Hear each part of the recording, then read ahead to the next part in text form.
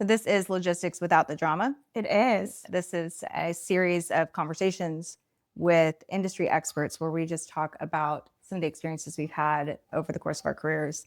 We talk about different problems we've seen, how we've solved them, what it was like to live through those, what we could pass on to others as far as our lessons and our learnings. I'm CK, Caitlin, and this is Lala, the industry royalty herself. The industry legend, Lala. Oh, gosh. And so your career has been marine specific for 15 years. Yeah, very marine specific. I've worked for owners, producers, traders.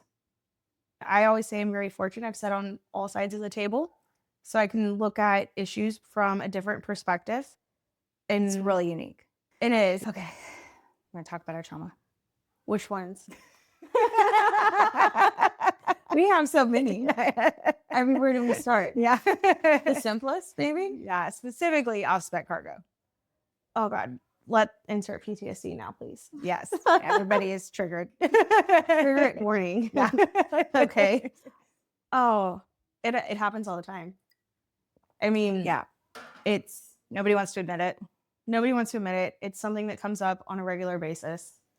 The calls come in the middle of the night when you least expect it. Right. Middle of the day, middle of a meeting.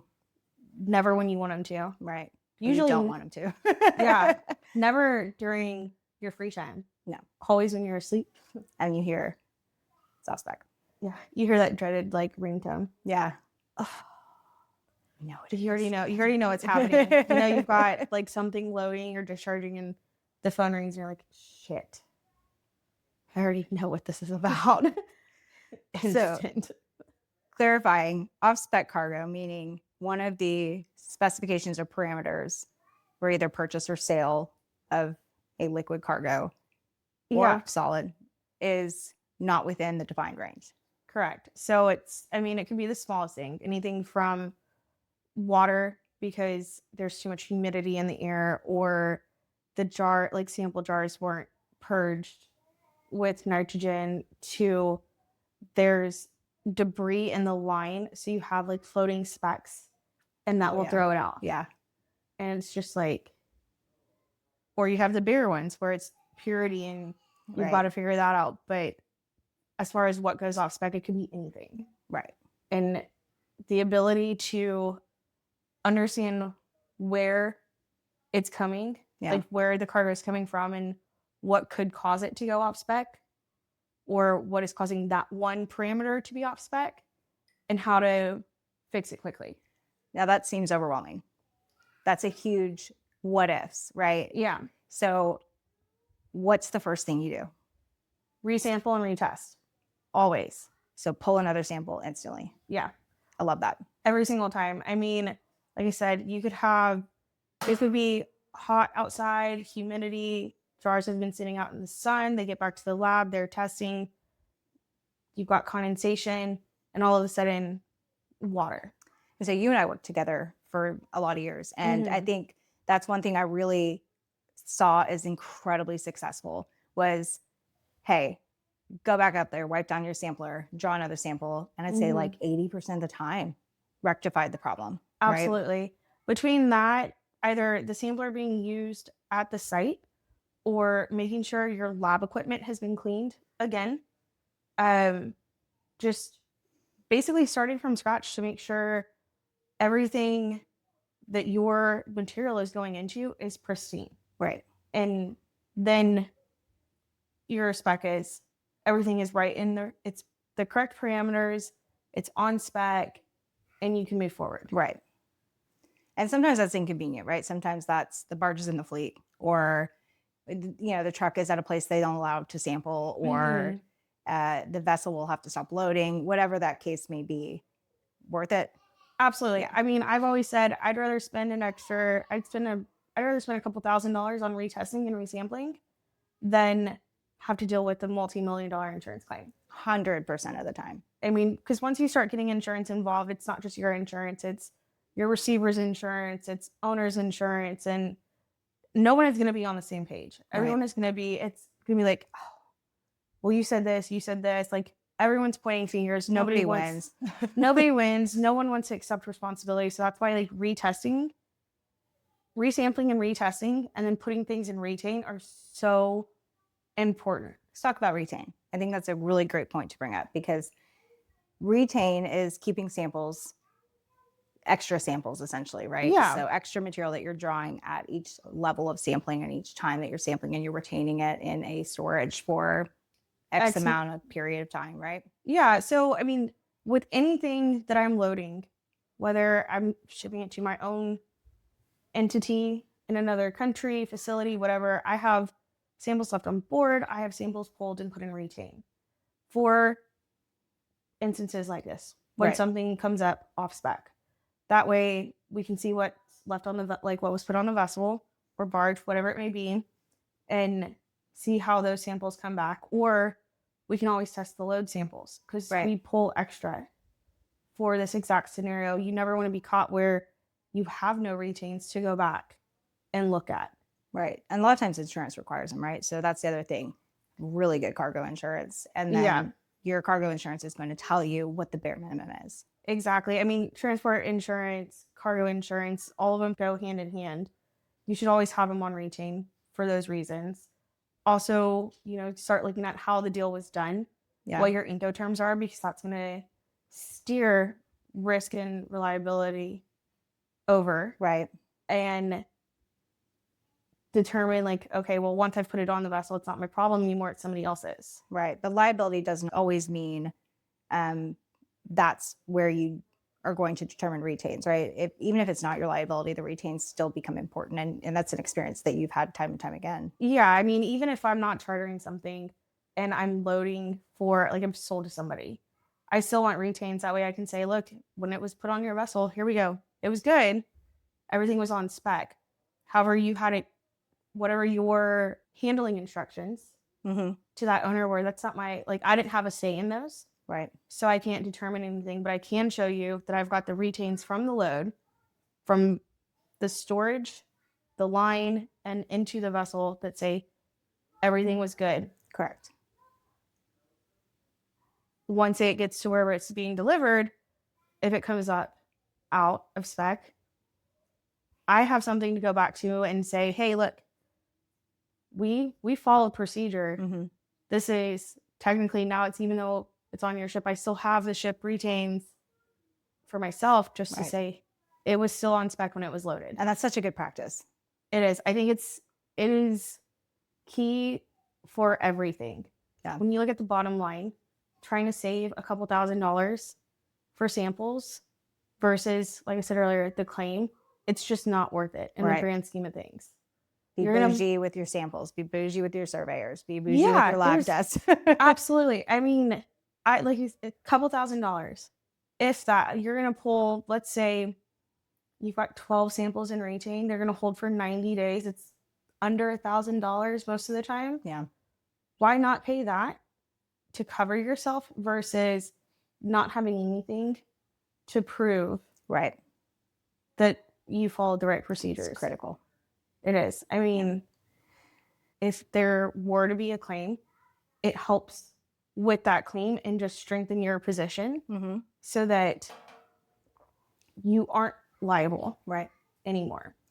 There's also scenarios that happen where it's not a claim because there's one party and another party involved. It's, I'm shipping product to myself. I'm shipping it to my own tank to storage or to another entity in a different country. So there's really no pointing fingers, kind of blame game or insurers involved outside of your own. Yeah.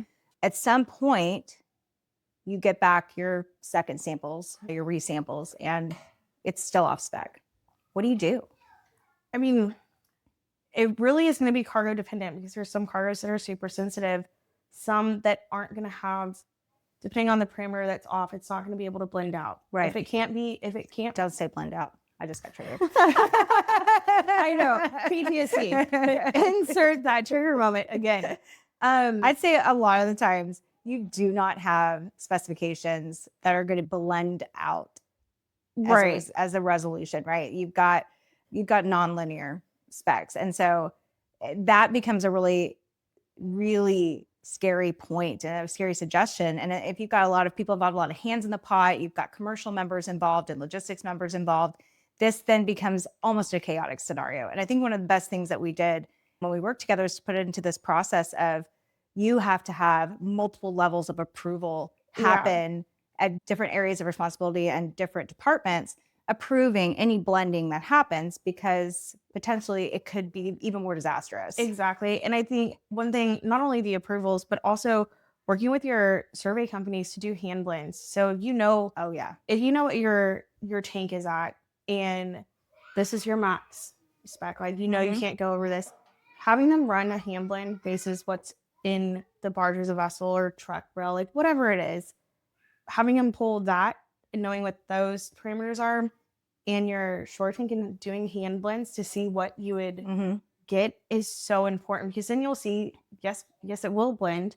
When it does, here's what the results are going to be. Or this is the range of the results that you're going to get. So just to break it down, hand blends are where you say, this is the volume of material and the specification of the material that is off spec. This is what we would need to mix in or mix it into as far as volume and spec, say my tank volume and the specification within the tank. Yeah, exactly. And what would that result be? And so they're taking small samples in the same proportions and testing in the lab ahead of time.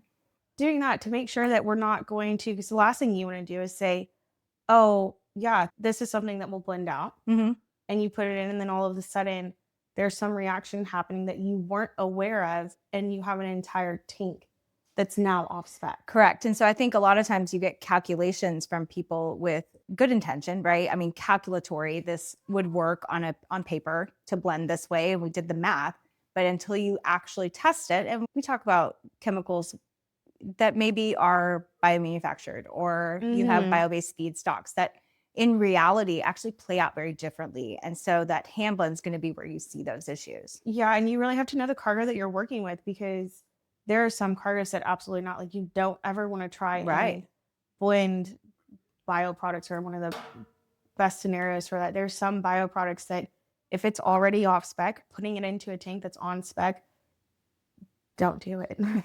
just don't do it. Don't ask us how we know. That PTSD trigger moment. Yeah, that's it. And then there's others where it's the perimeter that's off spec isn't causing a reaction. So if it were to be put into the tank, it would be okay. Right. But you have to know the cargoes that you're dealing with, and the hand blends are going to be the best way for you to know. It's your safety net. It is. Yeah. It really is. I mean, your surveyors are your best friends. They are. I got them on speed dial. Yeah. They have my personal number and my work number. I don't think any of them sleep. No, they don't sleep and I don't sleep. Yeah. And we're okay with that. Yeah. Because we're following procedures and we're checking all of the boxes and making sure that what we're doing everything to a T to avoid things like this. Right. And we have processes and protocols in place that when they do come up, who's the first call? Correct. Which is huge. A lot of people, you get this call and it's instant panic. And while it is urgent and you need to think quickly, you also don't want to rush into a decision just based off of, well, I heard this could work. And I think that's so important to say, because it is a panic-inducing situation for a lot of people, especially for people that maybe don't deal with it often or haven't seen a lot over their career. And yes, absolutely, time is of the essence, because this is one of those moments where costs escalate.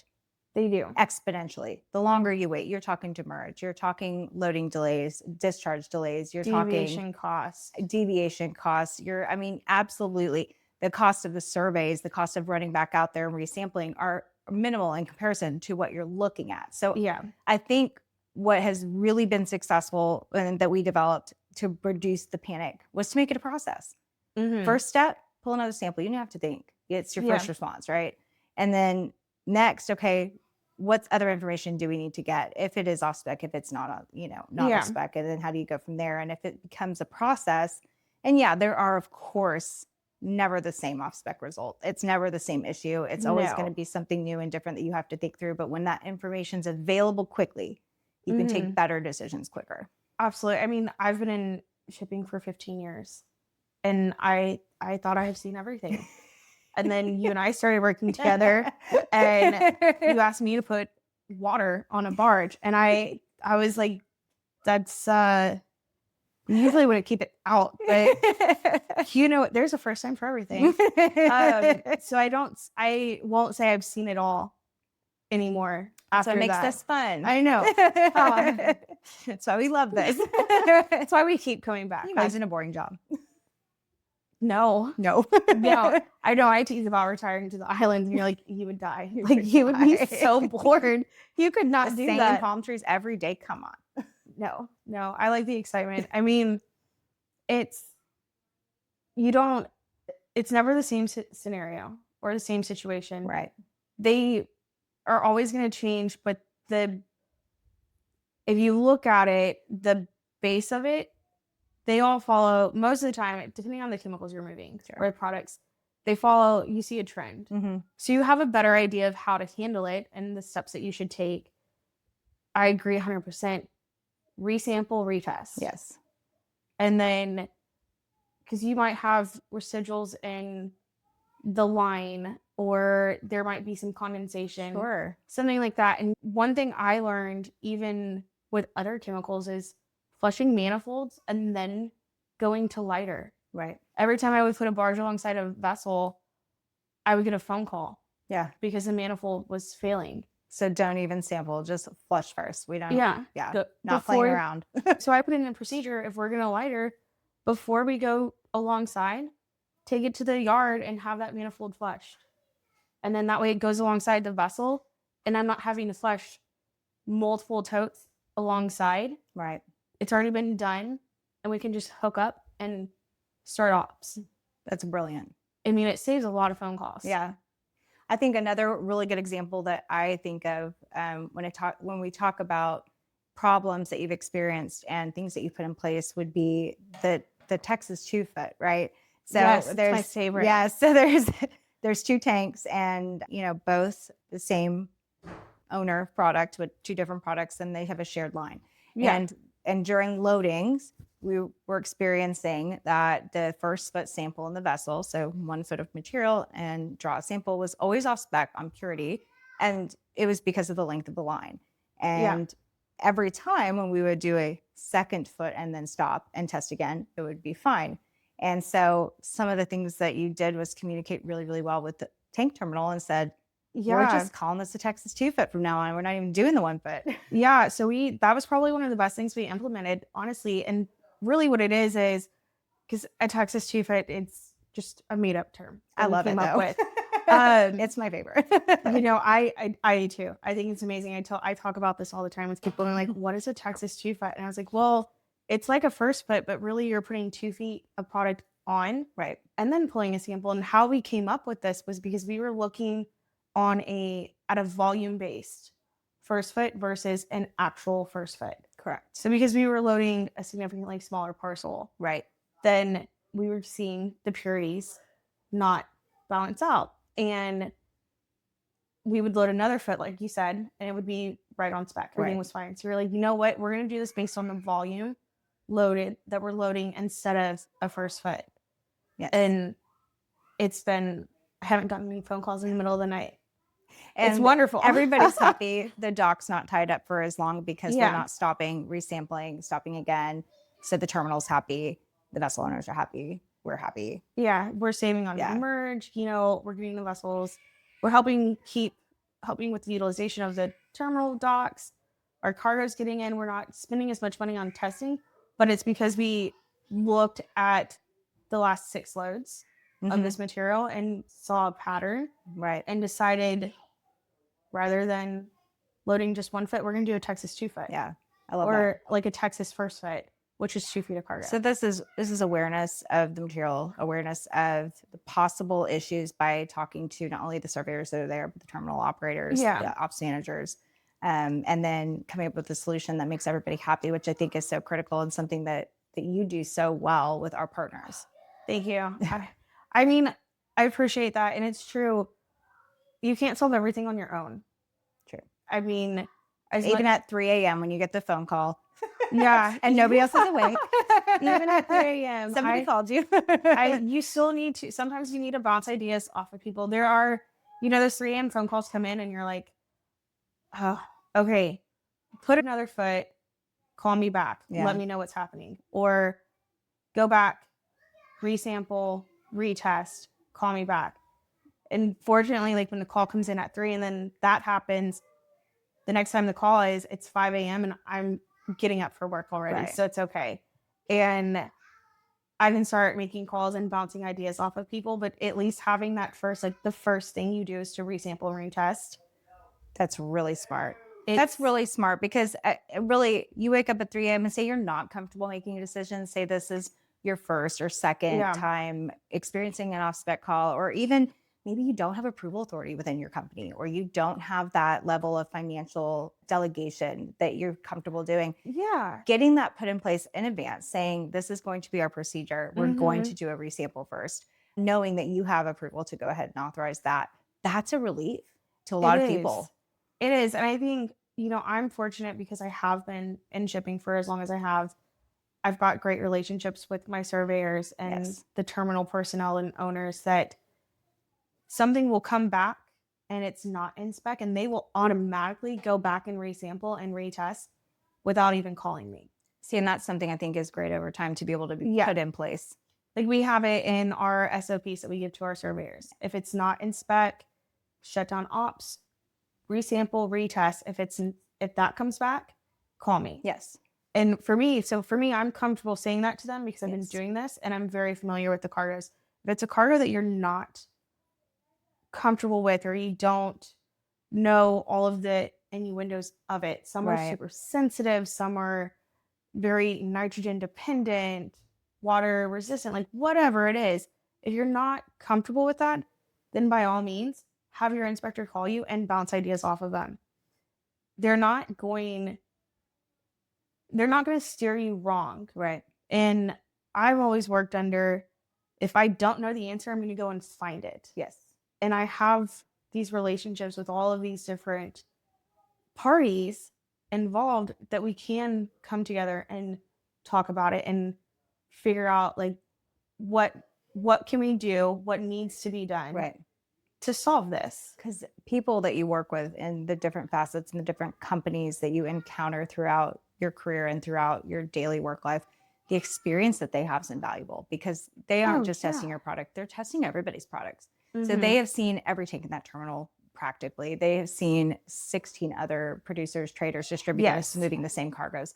They've seen what can happen, what is likely to have happened. So even if you yourself haven't seen it, phone a friend, lean in on the people that are doing the things on the day-to-day basis, the guys on the ground, the people that are seeing it. Yeah. I mean, and I agree with that. I mean, I don't know everything. I don't want to. I don't want to know everything. As much as I want to know everything. I just don't. As a lifelong journey. Want to know everything. I don't think I ever will because I'm constantly learning that. Like I said, I've never had the same situation twice. Yeah. I can have multiple samples tested and what was off spec at one part of the voyage is on spec, but something that was on spec is now off. It's just like, what? I've had specs improve once. You're welcome. Yeah, exactly. I mean, so you really just it's never the same thing twice. Yeah. And being able to phone a friend or phone a colleague and say, hey, this is what I'm seeing. What are your thoughts? Have you seen this before? Right. And just to have that casual conversation, of course, they're not going to, you can't hold them. This is what they've seen. So it's not like an affirmative, oh yeah, that's normal. I've seen it happen in the past, so it could be possible. Right. But it's almost like a self-check, like I'm not crazy. Well, kind of. Okay. Let's not go there. I think asking questions, that's a general principle. Like, don't be scared to ask the questions. Yeah. Ask the dumb questions. Ask the questions that make you sound like a novice. Ask the questions that people go, how long have you worked here? And that's a principle that I've lived and I will die by. That's the best way to learn. That's the best way to investigate. It's the best way to gain close partners and to get moving on what you're trying to accomplish. Absolutely. I mean, I would rather ask the question than try and make up an answer and it be wrong. Yeah. If you're already dealing with something that's off spec and you're too embarrassed to ask the questions, or you don't know who to ask the question to, and you try and make the decision and all of a sudden your decision makes it worse. Yeah. Or cost more money. Or the delay just cost money because you weren't scared to make the decision. The hot water started when you got the off-spec call. Yeah. And then now you're even in hotter water. Yeah. Because of boiling. What's the decisions made. So don't make a decision based on an assumption. Right.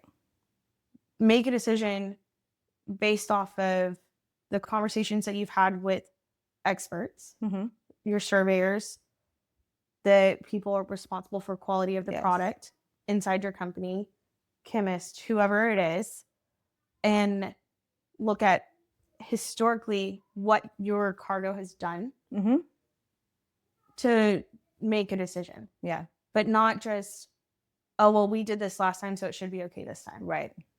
Because it's never not gonna be the same. It's never the same. Yeah. Never. Yeah. Full disclosure, it's never the same situation. Yeah. No, there's no clean answer when it comes to off-spec cargo. No. No. There's not. I wish there was. Yeah. I mean, that would be great. Sometimes you're just like, can this just magically disappear? And the answer is no, because then you have to get with federal agencies and you don't want to do that. That's like a whole nother problem. Now involved. Yeah, you've got like the TGLO, like, we were told you were doing this. No, I wasn't. No, not me. Not that I have ever done that. Okay, I follow the law. All right. I'm not trying to get in trouble here. Jokes. These are jokes. Yes. We love our regulatory partners. Please don't come for us. Yeah, absolutely not. Now's a good time for our disclaimer. These conversations absolutely reflect personal experiences and do not reflect any company stance or position. Absolutely. And this is strictly based off of experience. Things that we have gone Lessons through, learned. our own trauma and PTSD, what we've seen happen at all hours of the night, multiple weeks in a row. Like, that's it. It's anecdotal. Yeah. Yeah. Take what you want from it. Ask us questions. We might have answers. If we don't know, we'll find them. Just saying. Yeah. Oh my gosh. So what is one thing that is the most important thing that people can take away from an off-spec cargo situation and the personal experiences that we've had and all of the expertise that you have? What is the one thing that you can say people should take away? I think there's two. Okay. So resample and retest. Yeah. Number one. And that's going to happen on the load side. Resample and retest. And then the other piece to this is pull samples for retain. Yeah. Pull samples for retain and then pull an additional set of samples for retain. Because just retain everything. Yeah. And then look at the travel times, the distances, how long it's going to be on the water, where it's shipping to, country, customs, all of that. And decide if you got to spend the money to keep the retains for an extra month, do it.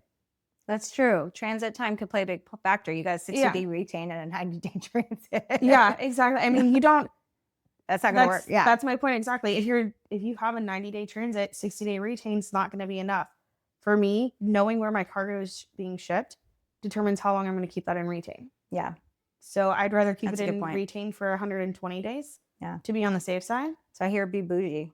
Yeah. Be bougie.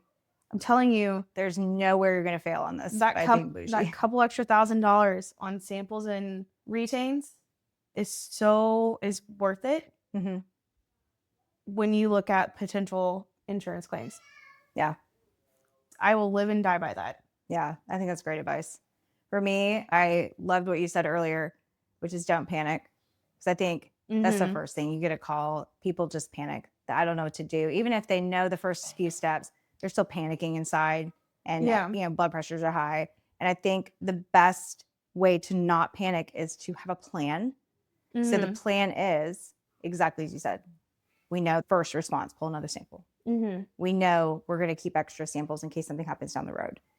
We know after we pull that sample, if it's on spec, we give the go ahead. If it's off spec, what's our next steps? And that's talk to people, ask the questions, Absolutely. get all of the information that you can on what could happen. Yeah. Yeah. And know within your company to that, who's next in line to make a decision. Good point. Yeah. Because if you don't, like, it goes into the process, you need to know your process is to resample and retest. Okay, so what if that does come back and we're still not within parameters? Right. Who's the next person with the authority level to make a call, that decision? Yeah. And so it goes into the process. Right. And also don't be afraid within that process. If you have somebody above you with a higher authority that's saying, just keep loading, it'll blend out, to stop and say, not before we hand blend. We have to have that confidence and say, we're going to triple check ourselves here. Yeah, absolutely. I've told people no plenty of times. Oh, me too. And they, you know what, they can be temporarily mad at me and that's fine. No, because at the end of the day, there's no anger here. What they think is saving money by speed, you're saving money in the end by triple checking, by having the backup, by seeing it first in a lab. Exactly. Yeah. I mean, big picture versus short term versus long term. Take it from people who have seen it go really bad. It is worth it. PTSD. Yeah. We have plenty of it. Yeah. But we survived it all. Thank God. Cheers. Cheers to that. We survived it all. And we've put processes in so that when it does come up, you used to tell me this all the time, if you're hit by a bus tomorrow, who can step in? Yeah. We have these. I got told it was really morbid. I had to stop saying that. That's so depressing. It's valid and it's true. More likely than winning the lottery. I'd like that though. I know. But it is true. We have, like, you and I did a really good job at seeing this and putting the processes in place and the chain of command. Right. So that if maybe not hit by a bus, but like we're on vacation, right? Somebody else is going to have to. Without our phone, that's wild. I'm still not good at it, but yes. You know, airplane. Okay. All right. I dabble with the airplane mode. Okay. Yeah. But the process and the chain of command is great because somebody else in the office knows exactly what to do. Sure. They have a how-to guide. Yeah. Which is good. Yeah. Not good. It's great. Yeah. No, it's essential. It is. It's very essential. Especially for logistics. I mean, and that goes for everything. It's not just like, I'm very marine focused, but truck, rail, ISO, all of it. It's across the board. No drama, just trauma. Yeah.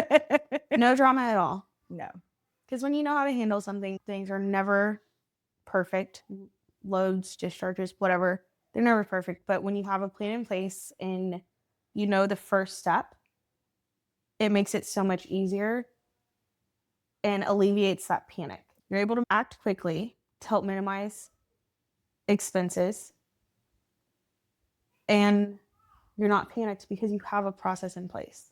The best laid plans and processes are how you have logistics without drama. Yeah. Map it out. Write it down. Know your plan. Know your process. Mm-hmm. Your drama minimizes drastically. Absolutely. Yeah. Everybody else will be drama all around you. You can just watch it and laugh. Yeah. You can kick back with your feet up. Be like, oh, and a drink. And a drink. Absolutely. Cheers to that. Cheers. Definitely a drink.